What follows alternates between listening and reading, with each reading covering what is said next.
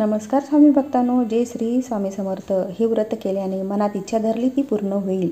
पशुपतीनाथ व्रत. नियम कोणते? 1. पशुपती व्रत करणाऱ्या व्यक्तीने मंदिरात जाते वेळेस पायात चप्पल घालू नये.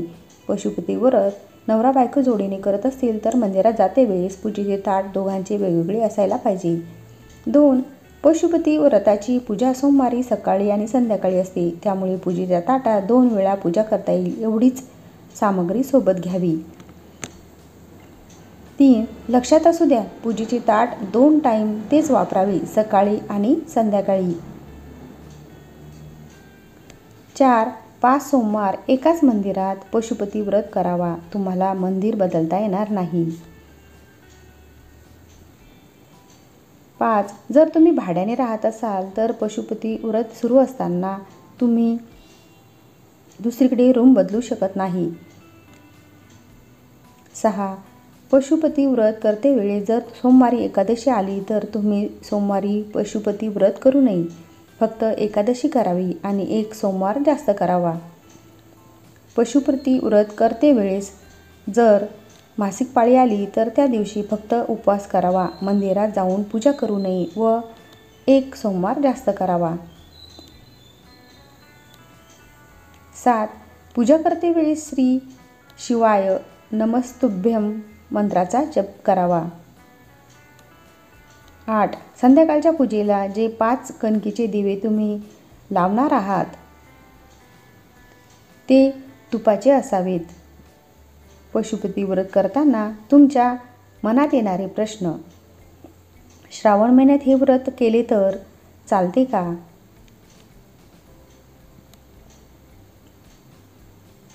9.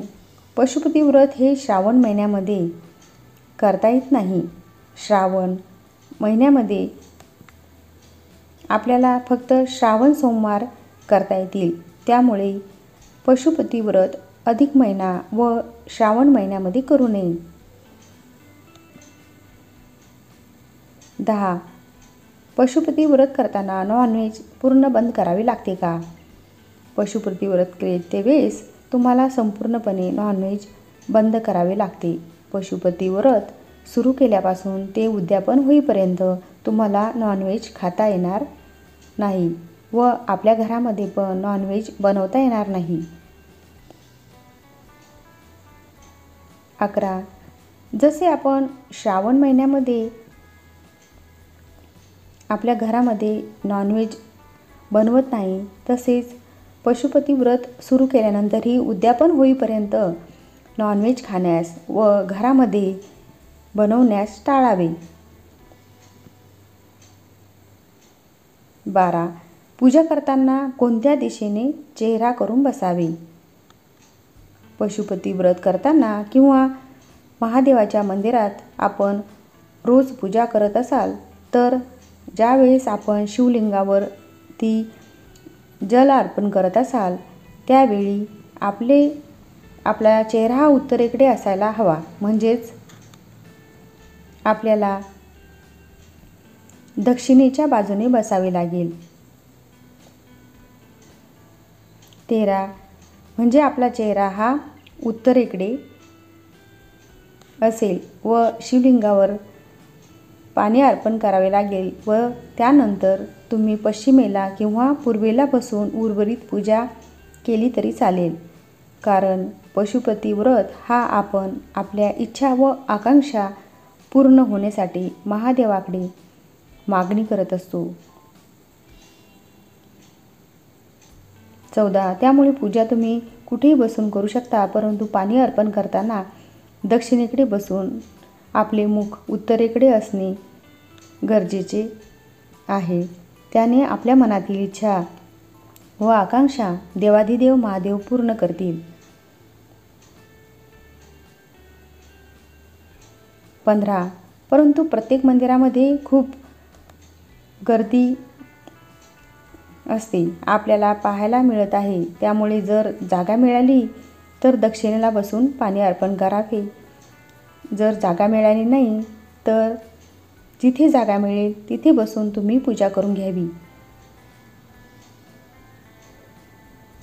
16. घरात असलेल्या शिवलिंगाची पूजा केली तर चालते का?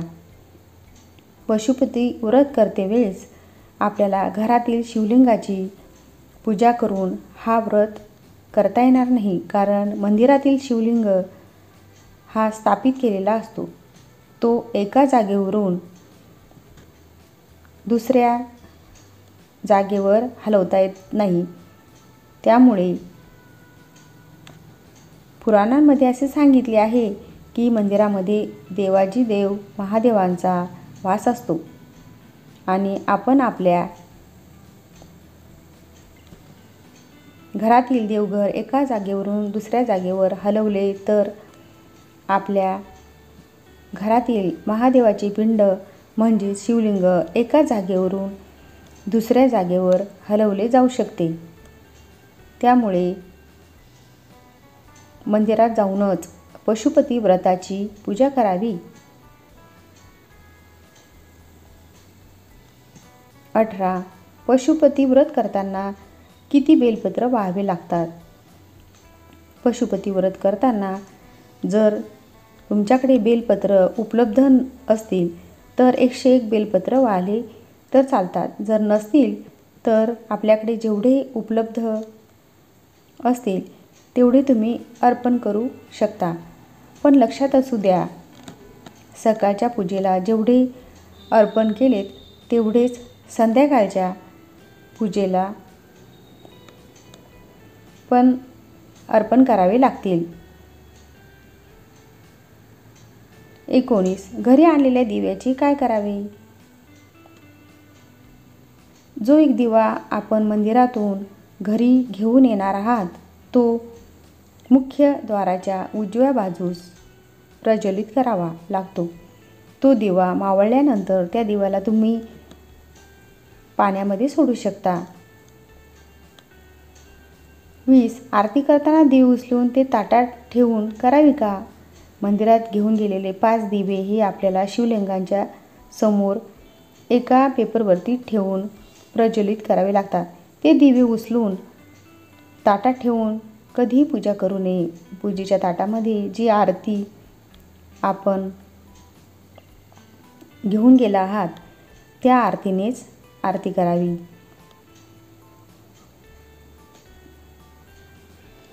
21. नैवेद्यामध्ये मीठ असेल तर चालते का? पशुपतीनाथ व्रत करतेवेळी जो नैवेद्य आपण बनवणार आहात त्यामध्ये मीठ चालणार नाही. नैवेद्य हा कधीही गोड असावा. त्यामुळे कृपया करून नैवेद्य बनवते वेळेस मिठाचा वापर करू नये.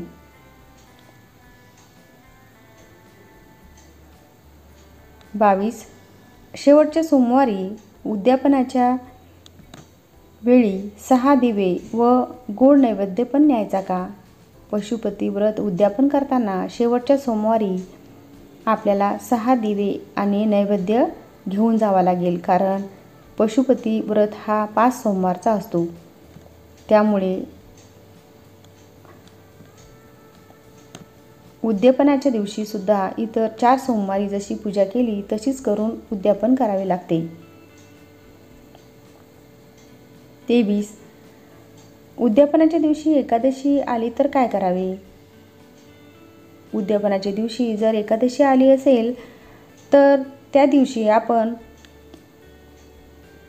पशुपतीनाथ यांचा उपवास करू शकता, परंतु उद्यापन करता येणार नाही आणि तो सोमवारही पशुपती व्रतामध्ये पकडला जाणार नाही. 24. पशुपतीनाथ व्रत म्हणजे काय? पशुपतीनाथ व्रताचा महिमा अतिशय शक्तिशाली आणि अद्भुत आहे. जर तुम्ही हे व्रत मनापासून आणि श्रद्धेने केलात तर तुम्हाला अनेक आजारांपासून किंवा अनेक अडचणींपासून होणारा त्रास हे व्रत केल्याने दूर होऊ शकतात. 25. पशुपती व्रतात काय खावं? फळं खाऊ शकता व चहा पिऊ शकता. पुरुष पशुपतीनाथ व्रत करू शकतात का? हो, पुरुष पण पशुपतीनाथ व्रत करू शकतात.